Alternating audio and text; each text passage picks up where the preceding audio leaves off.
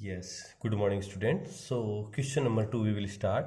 Question number 2 is a tree breaks due to storm and the broken parts bend so that the top of the tree touches the ground making an angle 30 degree with it.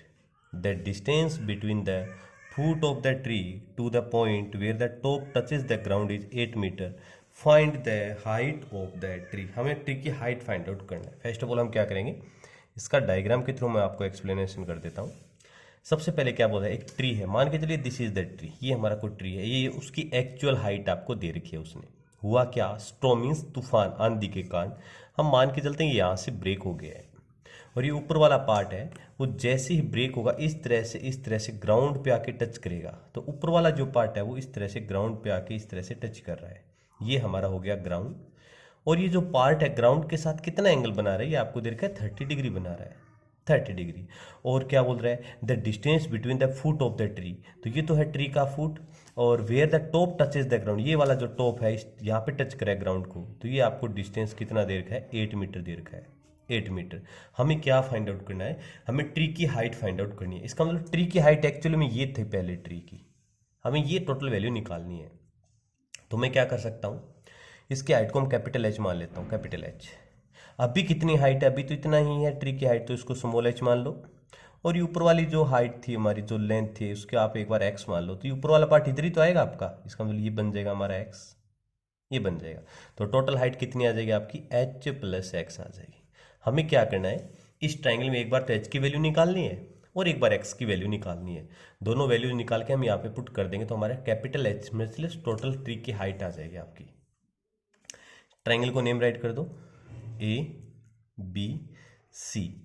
Angle theta 30 degree यहाँ पे आपको दे रखा है, इसके perpendicular side, ये A B perpendicular, B C base, P upon B 10 होता है. तो क्या लिखोगे, इन ट्राइंगल ए बी सी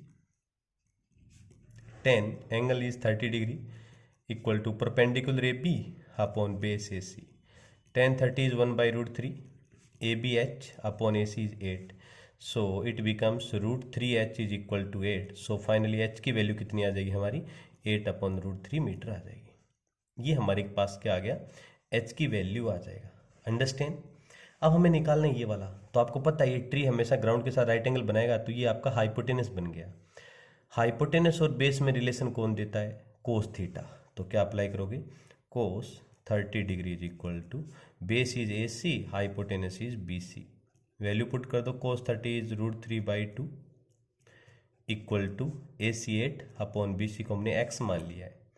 तो यहाँ से क्रॉस मल्टीप्लाई करोगे, so root 3x equal to 16. तो x की वैल्यू आ जाएगी 16 अपॉन रूट 3 मीटर आ गया. x और s की वैल्यू हमने फाइंड आउट कर ली. तो so the height of the tree is equal to H plus X. H की वैल्यू 8 अपॉन रूट 3 और एक्स की वैल्यू है 16 upon root 3.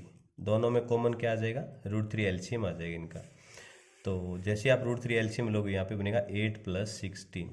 So it becomes 24 upon root 3. जब भी डिनोमिनेटर में रूट आएगा हम रेशनलाइजेशन कर देंगे इसका. तो रूट 3 से आप ऊपर नीचे मल्टीप्लाई कर दो न्यूमरेटर एंड डिनोमिनेटर में.